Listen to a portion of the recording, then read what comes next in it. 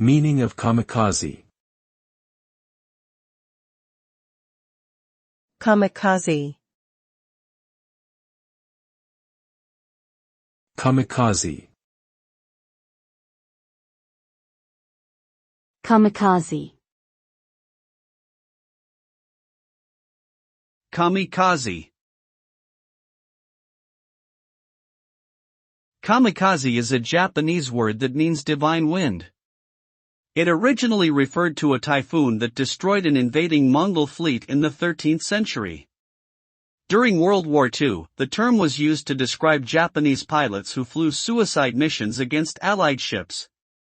These pilots would deliberately crash their planes into enemy targets, causing massive damage and loss of life. The term kamikaze has since been used more generally to refer to any self-destructive or suicidal action.